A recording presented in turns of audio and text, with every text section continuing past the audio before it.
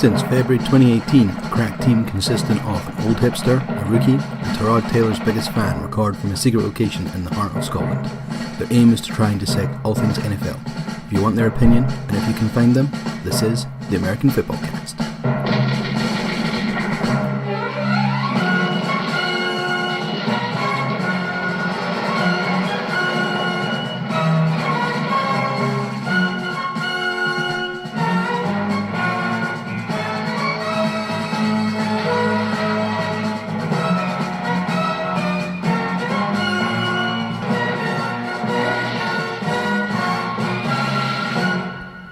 Hello and welcome to the 41st episode of the American Fitbaw Cast. Is that Steve's age? 41? No, it was half Steve's age last week. Oh, was it? Sorry. Harsh. Sorry, Steve. So I'm your host, Andrew. I'm hosting this week, I think. You are now. I am, yeah. And yeah, I'm joined as ever by Gav and Steve. How are you both? Awesome. Well. Good. Oh, I thought you were well, and I was about to start going into a tirade on something. How are you? I am well. I am well. Good. Nice awkward start to the podcast. Good to hear. Always. It's almost like Steve's hosting. No.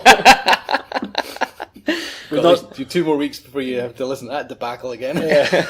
I was going to say as well, we've not had 3 takes yet, so that's fine. Straight in. Hey. Yeah. Progress. So yeah, I suppose it's been a couple of weeks since we last recorded. There's been a few things happened since then. The big one actually just yesterday. So let's get straight into that. So the Jets fired their general manager yesterday and put Adam Gase in interim control of the franchise. Oof. What do you make of that? Well, the Jets have lost the off-season. After winning it in free agency, you put them right up there as teams that have done really well. They've just gone in absolute, just falling apart. It's amazing. I love it when stuff like this happens in the off-season.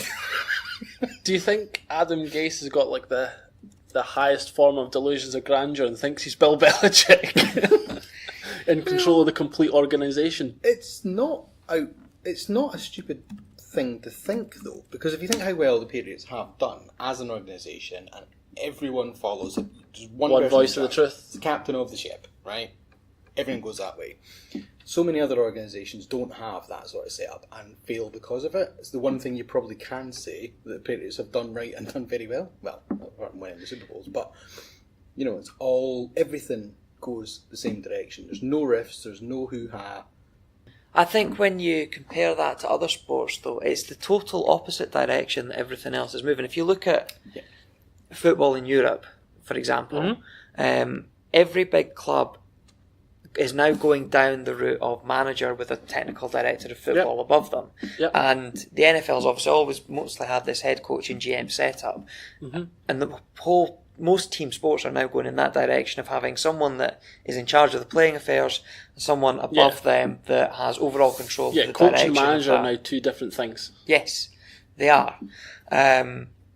Whereas this is now, if they do permanently go down the route of Gase being the GM, they're going sort of to a more, I don't want to say outdated, but that's how it feels, model. It won't be permanent. They're going to employ somebody new. Well, Gase is actually going to be involved in the search as well, so you would like to think that's someone he would be okay working with. The 2 of them will only be joined at the hips, though, so if whenever it goes wrong, 3-4 years from now. So before we get into some of the specifics, it's already been rumoured that Daniel Jeremiah from the NFL Network is linked with the Post. I heard this is an interesting one. So he's a former scout for the Baltimore Ravens, and I want to say, I can't remember the other organisation, so I would just be guessing actually, but I know it was definitely the Baltimore Ravens. He does the Move the Sticks podcast, which his level of knowledge is insane, like listening to it. Yeah, so he's a draft analyst. Yeah. So obviously that's what Mike Mayock was before he was then given the Raiders job.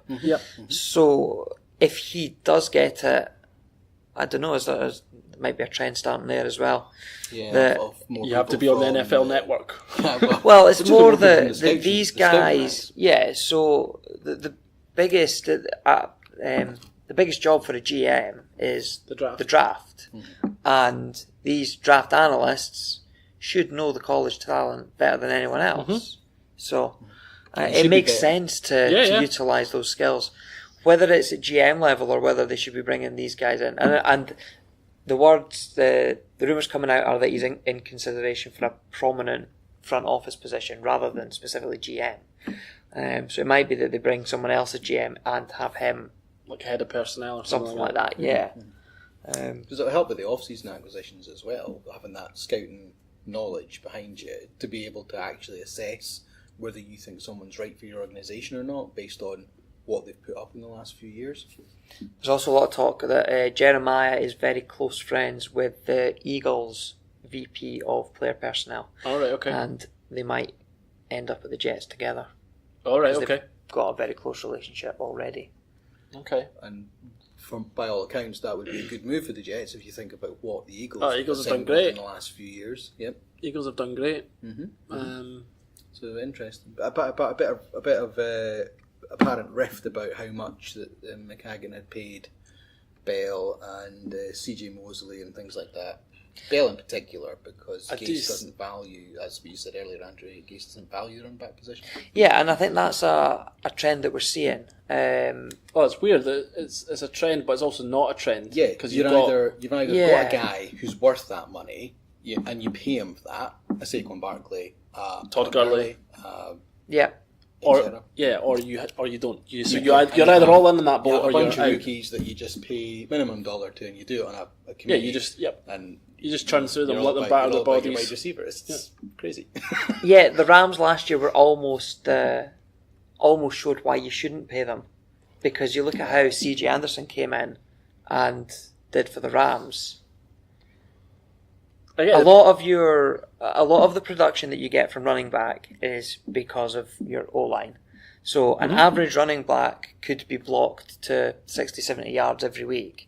An exceptional running back, your top tier 5 or 6, they probably are going to get you their 100-yard game every week, just through their talent. But you can get solid production out of a lot of running backs just by having good O-line.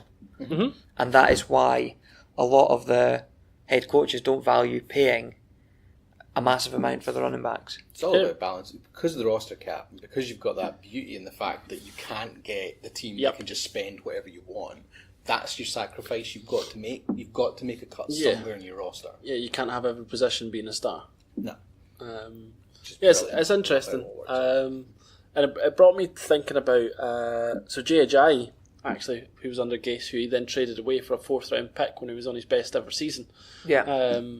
I guess that sort of illustrates how much Gase doesn't value the running back game as well. If he was how many hours was Gase in charge before he shipped Darren Lee away? Oh, yeah. So you wonder if that's a conversation he'd maybe had with McCagan before and said, you know what, I think we should move him on. So Darren Lee's going into a contract year? I think so, yeah. So he was a first round pick? Yep. Yeah. So they've obviously just decided they've seen enough to know that actually we're not. Maybe it doesn't fit. Him. So they've changed defensive coordinators. So maybe it doesn't fit Greg Williams' scheme. Could be that as well. Could be that he's not the right player. So that rather than lose him for nothing, get the 6th round pick in and and then don't have to pay him. I seen as well that. So you were speaking about O-line there, Andrew. That Gase was really unhappy that they never got Matt Paredes, who was a centre. Who signed for the Carolina Panthers? Yeah, former Broncos offensive lineman. So I think when you're talking about the value of the offensive line, Gase has maybe seen that himself and would rather invest the capital into that position, which he obviously then wasn't able to do with the money that was spunked on Bell. Spunked is obviously a very harsh term for it, but because he could be outstanding, but yeah. If he gets anywhere near, if he gets 80% of what he did in Pittsburgh, you're going to say that was worth it. I guess the difference is, all right, is the Jets are still really far away from being a contender. Yeah. Whereas the Steelers were a contender. So just because they've signed Bell and Mosley, it's effectively mercenaries. Yeah, I think the key point is Gase won't be unhappy at having Le'Veon Bell on his roster. It's the money. He's just unhappy that money has been spent and he can't improve elsewhere because of that money. Yeah, so it's like you were saying there, Steve. You can't have every possession blue chip. You can't have everything a home run. Yeah. So you get lucky and you get people in on rookie deals that you can pay peanuts for and get 3 or 4 brilliant seasons out of them before you then have to give them the money, and that's what helps your roster balance. But in terms of how heavy you go in. So Seahawks, we were talking about in a minute. If you think about what they've had to do in order to keep Russell Wilson, well, that's going to deplete them for the next couple of seasons until the salary cap goes up enough that it's not as big a chunk, so they can move that money elsewhere. It's crazy. Yeah, it's certainly a strange one, because I read as well, was it that McCagnon was sacked 13 minutes after being at a conference, a press conference or something like that? So, I want to almost listen to that just to see now in retrospect, did anyone ask him a question that he denied and then probably knew fine well he was getting his arse kicked? So yes. So, just to wrap it up then, do you think it was harsh? Steve? I don't think it's harsh. I think the timing is interesting. Yeah. I think so. The owner come out and said that when it comes to a coach, it's really easy to make that decision on Black Monday. And give somebody another year. With the GM, the owner himself didn't actually know the full extent of what McCagnon did until recently. Now, Woody Johnson used to be the owner of the Jets. I think he's passed control over. I know he's maybe touted for a job in government, and so I don't really know the full ins and outs of what he's doing at the minute. Yeah, it's Chris Johnson is the owner, so he must have passed it. Oh no, his brother's Woody, right? Aye, no, that's fine. It's his brother, not his son. But I think it's taken Chris a while to actually figure out how it works. And anyway, so the language that's being thrown around is that he now knows the full extent of what McCagnon could and could not do, and it doesn't really agree with his vision of what's going to happen, so they decided to move him on, and they can make that call whenever, and that makes sense. But at this point, all what the GM influences, the main part of the season has now happened. It's free agency and draft, and that's all his. So I suppose maybe in a weird way then you've got a full year for the next person to get up to speed for it. Does that also, regardless of how bad Adam Gase's season is, give him an extra bit of rope, because he can say, well, I didn't want any of these players and this is why I didn't want them. Yep. Give me the season with the guys that I want to get. Yep. I know that's excuses already. As long as that doesn't come out in public, because if that gets leaked, right, and you've got Gase saying, I didn't want the players that are on my roster, woo, that's next season written off as well, which is even... Maybe not as dramatic as that, but I'm thinking so say for example, Lev Bell... They do it in a subtle way, like, well, I wasn't calling the shots, it was all McCagnon that was doing it, so I just have to work with the people that he's given me, and that's how you do it in a really kind of subtle behind the scenes, But I know what you mean. He gets a pass. I think he's going to get a pass anyway because it's year one. We don't really know where the Jets are. Is Darnold going to make that second year leap and be in the Carson Wentz, Jared Goff, or is he going to do Johnny Manziel and he's going to fall apart? You just don't know. I don't know why, but I really like Adam Gase. I think it's just because he's volatile. He's so... We've already spoke about this, but him and Greg Williams. That's going to be amazing. Just waiting for it to go. They're either gonna explode against each other or explode against every other team. Yeah, so it's going to be. You just hope it's for the other team. Yeah, excited for that. Depends on your point of view, doesn't it? Well, they're in the same league same division as the Patriots, so I hope they explode twice a year. Yeah, just absolute go mental. Quinn and Williams just steamrolls Tom Brady. That's what I want to see. I want to see that. I think regardless of whether it was McCagnon or anyone else, you can't argue at the minute against that Quinn Williams pick. So that was an awesome pick. I'm sure that one's going to work out okay. Yeah. But yeah. That is the pick they had to make there. Yeah. Oh, totally. Yeah. Because when they couldn't get that trade, he could have gone at that one. was the... He could have gone at two. Yeah. Both those teams could have used them. But the fact he fell at three, they're probably sitting there going, result. Yeah, definitely. No-brainer. Yeah. Right, let's move on to the Seattle Seahawks. Actually, there's been they've done a few things over the past couple of weeks, haven't they? So, first up was the... Sorry, Karen, didn't mean to interrupt there. I just spoke when I didn't mean to speak. You do this a lot. Thank you, sir. Randomly talk to yourself. First sign of madness. Sorry. Hey, Sorry. You don't even have an age to account for that. That's fine to me. So they, what's the technical term? Failed physical, medically released. Yes. Designated as a failed physical on both Cam Chancellor and Doug Baldwin. Yes. Now, Cam Chancellor is the more obvious of those ones because he himself came out on Instagram before last season saying, my neck's knackered, there's a good chance I ain't going to play again. Yeah. The Seahawks, however, didn't cut him. I think they put him on the roster exempt list or something like that. He was still assigned as a player to the Seahawks. Didn't count towards the salary cap or. Is it PUP, physically unable to perform, something like that? Something like that. So they did good by him to give him time to see whether it's something he could shake out, and if he did want to play a couple of other years or not. And it's obviously got to the point now where he knows he can't come back, and they've just gone, all right, well, you're now officially off the roster. Yeah. Just as I bought my Cam Chancellor Cup, hey. You got it at a discount, though. I did, yeah. Savvy shopping. It'll be even more discounted now. I'm probably still overpaid for it. Yeah, I think it is a shame in a sense to see the Legion of Boom almost. But that is it. Is gone, that? Yeah. Well, so in Chancellor's gone. Form, yeah. Earl Thomas is gone. Richard Sherman's gone. Yep. Frank Clark's obviously gone as well. Bennett was on the. Bennet's Cliff gone. Averill. Yeah, there's Bobby Wagner was there still. He was in his infancy, but he was part of it. But KJ Wright, I think he's still there, isn't he? Yeah, KJ Wright's still Byron Maxwell was in there, and I think has moved on. Don't know if he's still with the. But anyway, yeah. So you're right that that dominating defence of 3 years is no longer. Yeah, it's a shame. It's not a shame. Yeah, I was going to say good. Oh yeah, I forgot about that. So they lost obviously all those players, but then they brought in Ziggy. Baldwin's more of an interesting one because I didn't, from what I heard, I didn't realise he was as banged up as what he was. So last year he didn't play much, and I think there was a lot more going on that either people weren't saying or whether I just missed it in the news reports. No, from what I've heard, I think that he was quite quiet about all the injuries he had. Yeah, he's probably just figuring out whether he could work through it or whatnot, and he must have got to the time because he was touting retirement, and there was rumblings of that before this designated field physical thing came out as well. So yeah, I think Baldwin is done, unfortunately, for the whole NFL, and he's not old. He's only just 30 now or something like Undrafted that. Undrafted free agent as well, and just shows you. So I was listening to another podcast, and they were talking about the Seahawks and what Pete Carroll does within the organisation, which I didn't know. So I am regurgitating someone else's story here, but every Tuesday in the Seattle Seahawks practice, every position's up for grabs, and the best player gets the position for the starting game at the weekend.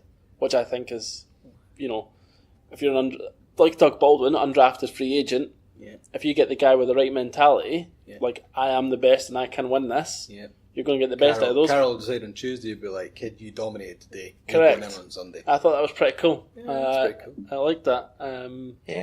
I guess, and Seahawks, who, we've already praised them for the draft and going on with 4 picks and coming out with like 342. But yeah, like picking up all these guys in later rounds and saying, prove it. Yeah. Doesn't matter who's in front of you, just prove it. Talking about prove it, they've got Ziggy Ansah they brought in as well on a 1 year prove it, which is probably a good move actually for the Seahawks because you get the old saying is they kick the tires. You get 1 year on them. You don't have to pay them ridiculous money for it. If it turns out good, you can re-up him and keep him around for a couple of seasons, and that all works out perfect because he'll probably take a bit of a thank you discount. Yep. And if it doesn't work out, well, you're only on the hook for the 1 year anyway, so it's all good. I do like that move. I think Ziggy Ansah to replace Frank Clark is going to be pretty good. It fills a need. I don't think he's going to be as dominating because he hasn't been that good. I think he's only had something like 5.5 sacks in the last 2 years combined or something like that. It's not been great, but he did flash a lot in his early Detroit seasons. He can take over games, and if he's got through the worst of his injuries, that'll work out really well for the Seahawks. Yeah, and they also signed the Geno Coaster.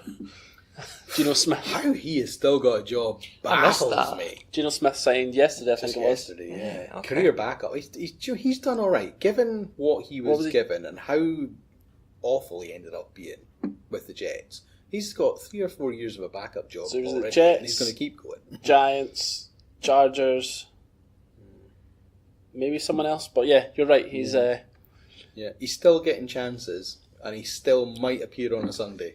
And I will love that day. I'm absolutely going straight off red zone or whatever, straight into that game. Right, let's see how the Geno Coaster's getting on.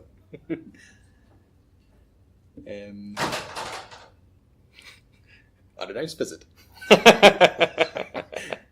So yeah, Seahawks. Yeah, so that was that. Interesting. Steve, you had some interesting stuff on the Carolina Panthers. Yeah, so I don't know whether everyone would have got this or not, because it seemed to just drip out alongside a million other things that were going on in the NFL world. But it was a real interesting thing I seen with the Panthers in that they're moving.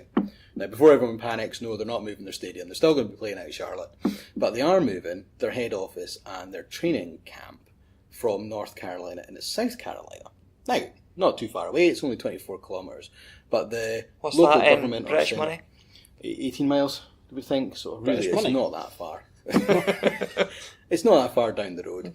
The local government and senators, whomever it is that signed off the deal, has got them to move their head office, and as a thank you has given them 15 years worth of tax breaks for any player, coach, or Staff member. basically staff member of the Panthers. Now, that's actually really good if you think about where you are in NFL, how the salary cap works, what you can do with that cap in order to fill out positions. You have all of a sudden got 15 years where every penny you pay out, you know that player's going to keep that money. Do you think the NFL are going to intervene? Do you think they're going to allow one? No, because I think there's still other states where that you don't have to pay tax as well. I don't know them off the top of my head, but there's some states you pay quite a lot of tax on, and it can be like, probably 40-50%, and there's others that you don't pay as much on, and that's just at the behest of that local. That's why they're a federal system rather than one whole country like what we anyway. Doesn't matter. I'm getting into semantics. But the long and short of it is, I was chatting through Andy about this, saying you could be really quite clever when it comes to re-upping Cam Newton. So at the minute, he's going to be the next person who should be on the $35 million a year. Okay, what if he was in a state like, so say hypothetically Russell Wilson has to pay 50% of his money in tax, so he's getting 35, but he's only getting 17.5 in his money. So you could still say to Cam in negotiations, right? You're going to get 25 in your hand though every year. You're not going to have to pay any tax. So you still end up being the highest paid in terms of money in your bank, but actually you benefit the team because that's another 10 million I can spend elsewhere. So they can do some really crafty stuff if they want to, and if the players are okay with it. And I think they can use their salary cap to a lot more advantageous position over the next 15 years as maybe other teams can, which is actually going to be quite interesting. So Carolina's head office is moving at some point in the near future. I don't know when. I just thought it was quite an interesting wee story. So, tax advice by the American Fitbaw Cast. Tremendous. Good for all you Panthers fans. We don't actually talk about the Panthers that much, so maybe we will start talking about them a bit more. No, we won't. There is actually, it's funny actually, you think, and I'm not going to go through rankings because we all know that I mess up any the rankings. Jameis Winston skills coming out again. Yeah, here we go. But we know that, but I know fine that they're definitely in the bottom half. I'll just say that. I'll keep it nice and general. In terms of all the podcasts, all the stuff we talked about, we really don't talk about the Panthers that much. No, you're right. We definitely don't So talk when I about say the that, I Panthers. thought I'm going to talk about them for a change. Don't really like a lot of things about the Panthers. Cam Newton? Don't really like Cam Newton. No. Oh well. Yeah. A lot of people don't like Cam Newton. I mean, I love his dress sense. That's important, right? Is it the stroppy arrogance type thing that? Yeah, I think sort so. of Yeah, I love his waffles game. between- I just Like I don't love him. when he's. Oh, okay, right, I see what you mean. Right. Yeah, yeah. I He's love such his hard as a running player. quarterback, He's yeah. brilliant. Built like an absolute tank for his position and just barrels through people. He's got he'd already had Yeah, the most rushing although touchdowns by a quarterback ever in his 6th season or I was something. going to say, he barrels through people, which is great to watch, but he's also ending his career quicker and quicker and quicker. Yeah. Yeah. I think they have kind of politely told him to calm down. Not that's no pun. Calm down, Cam. Calm down, Cam. In the last few seasons, I don't think he's running near the same level as he was in his rookie, season, second season. But he's still getting the touchdowns to go with it. He's still extending that record that he will hold for Panthers a are really long time. I think. They're a weird team, so we'll give them a tiny little bit of love. But I'm just trying. So apart from him, who's obviously a huge name, Luke Kuechly, couldn't really tell you much else about the roster. Obviously Christian CMC, McCaffrey, yeah, obviously. But I mean, I know what you mean. they don't have a lot of star power. Yeah, they're not a big market team. They're not a team that are in the media a lot in general. Who's the big guy they've got out wide? Devin Funches? Yep, that's him. No, he's not there anymore. He Is went he to the gone Colts. He went to the Colts. Yeah. And they've only got, so I just looked there, so they've only got 9 million in cap space left. They're in the bottom 10. And I couldn't really tell you who they're spending on. Ouch. Oh dear. Like, we could obviously look into it and we would know some names and whatnot, but the fact that you can't just rhyme them off the top of your head is... Yeah, I know what you mean with that. Yeah. So so over the next couple of seasons then, because they're getting these massive tax breaks, that's going to be fun and games for them. How that'll all shake out. Yeah. I think you could see, if they're really clever about this, and it depends, you have to get the owner and the GM and the coach all in the same line and go, right, we're not going to be paying anybody in their position the most money ever. We're going to spread it out because they're still getting more money in their hand than they would at any other team. We're going to use this to our advantage. That'll be really clever. If they play it like that, they're then going to have what in my mind would be the most balanced squad you can get for the salary cap, because they will be able to shift the money around more than other. Yeah, their team is weird. I've just looked at their roster.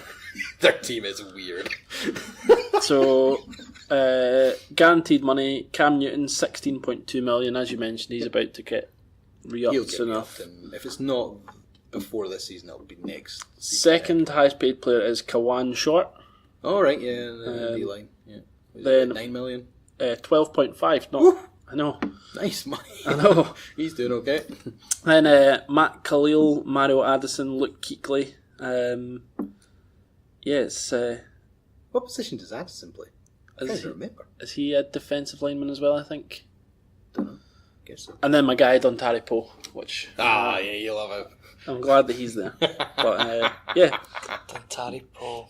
just because he threw that touchdown. Yeah. Legend. Heaviest man in NFL history to throw a touchdown pass. It's awesome. Guy. Awesome. So, yeah, that's our little bit of love for the Carolina Panthers, who we don't really love.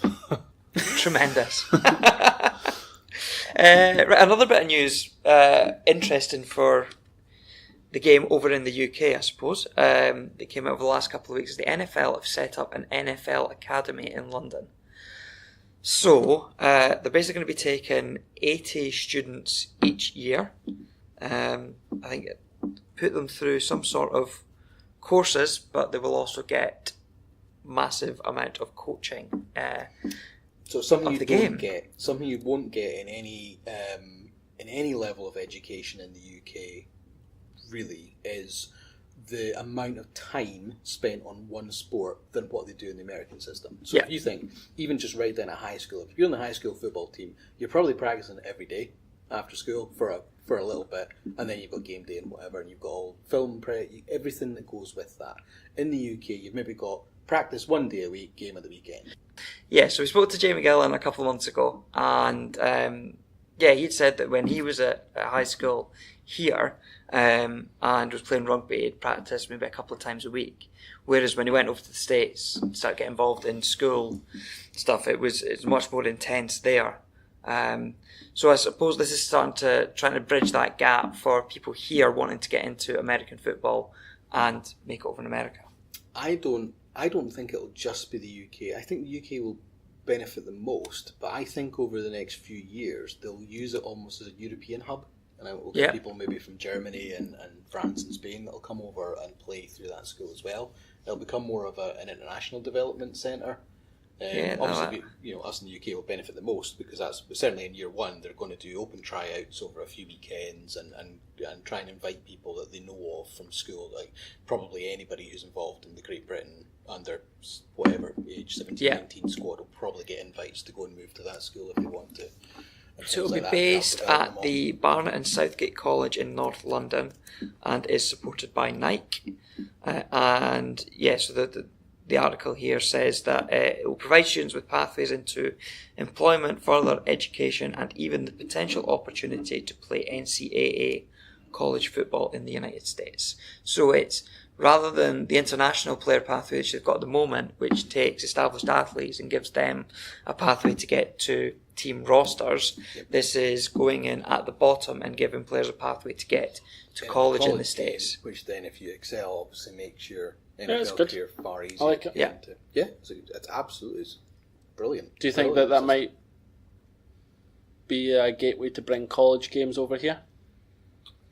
We already get some of them. Ireland's hosted quite a few Yep. of Oh, do the they? college games. Yeah, mainly Notre Dame. Is it? Oh, I yeah. don't know if they have some The kind of Fighting tie-in, or Irish. it's whether it's just by luck of the name. Yeah, but they've had 3 games. I want to say at Croke Park. Yep, something like that. Yeah, Something I think like that. Yeah, which I quite fancy going to see at some point. Just never got around to doing it. I would love to see this as a pathway of actually getting American football into schools. Yeah, right. Trickle down Yeah. one stage further. Well, actually Get it to become a grassroots game. Yeah. So it's all good. Yeah, interesting. Going to play a fun game for 2 seconds with you. Right. Let's go. How many interruptions are we going to get in the next No. 10 minutes? So I've got a little bit lost in salary caps there looking at things. And, Are you on Over the Cap? Yeah. Over the Cap is one of the greatest websites in the world. It's amazing, I love isn't it. you'll maybe know this, Andrew, but the question for you, who is the highest paid player at the Cardinals? Silence. Yeah, silence. Let me think about it. I mean, I did told- 1 year annual. Listen, currently. Yeah. So, who's so gonna be the not most this not year? overall, just this year. So disclaimer, will- I literally did just spring it on Andrew right there with no prior Yeah. warning that we were going to do this. I You know think what I'm it gonna will. guess? I'm between two. I think it's either Pat Peterson or Chandler Jones. It is between one of those two. I think it's Chandler Jones. You're right. Way, you win nothing. Pat P comes second. Pat P was second. Oh, there you go. You got the top. Nice. You know your roster. Steve, as a resident Browns hipster, can you name their highest paid defensive player? Because it would be obvious to say OBJ. So. Yeah. Okay, so I think the short answer to that is no. I'm trying to rack my brain, but there's nothing. See, I'll give you a clue. All their impact players are on rookie deals at the minute. That's kind of the Clue main- is that he's just been traded to the Browns this off season.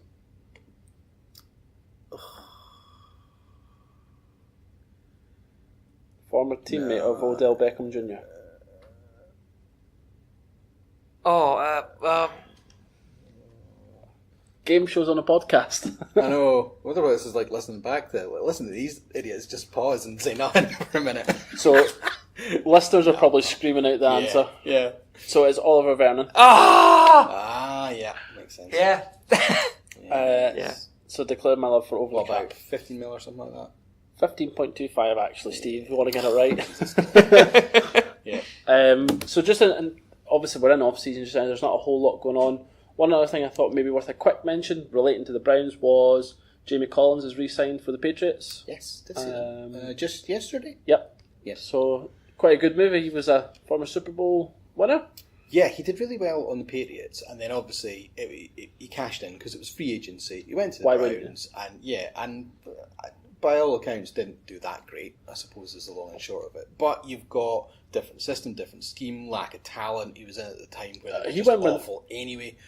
That was a straight up mercenary move again. Yeah, It was just go for the I money. Do not blame him any way, Oh, of shape, course or not. form. Absolutely did what was right for him, and he's got his money. He's now in a comfy part of his life. He might have had enough anyway at the periods before he went, but he now doesn't need to worry about that. He can now do what he wants to do from a career point of view. So it probably makes a lot of sense just to go back into the system you know best. You're going to get, he is the prototypical Patriot. He'll do the Patriot way. I suppose the only other place he could have gone was maybe Detroit, who's now Patriots 2.0. Yeah. So it's good. Interesting. Yeah, I think. Cool. I think that pretty much sums us up for episode 41. You guys got anything else you want to discuss before we go? Yes, we hate off season just as much as everyone else. Yeah. NBA draft lottery. Oh, The fun that trickled down on that. Did you see- I do not ever want this to come anywhere near the NFL. Did you not see the NFL official Twitter said we want one too? No, get out of here. So it was like from the Twitter, someone tweeting from it. So once it got announced, I think it was the New Orleans Pelicans got the number 1 pick. Yep. Yeah. Yeah. There was in there was theory like should have been 6th based on their schedule. Seventh. Their strength. 7th. Yeah. Was it? Oh, I thought they were 6th. there was a retweet from NFL.com saying we want one too. Oh Jesus No. God, no! No. How awful!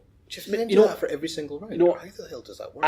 I would like to see it maybe in the second round, but not the first round. Like, see if they do, just for the okay. Yeah. Imagine the so you get your first round pick based on position, which has always been the way it is. Yep. But round 2 is a lottery system, and you've got the ability to move up or down a little bit. Yes. I don't know the actual rules of the NBA draft lottery, but so basically you get a weighted proportion of the draw. So if you're the worst team, you get the worst 3 get 14% chance of getting the number 1 overall pick, and then your chance decrease the further out you get. 12.5%, then something like 9, 6. So the Pelicans had a 6% chance of getting the number 1 pick. Or let's do it proper NFL style, and let's have no weighted system whatsoever, and let's literally draw names out. Fucking hell.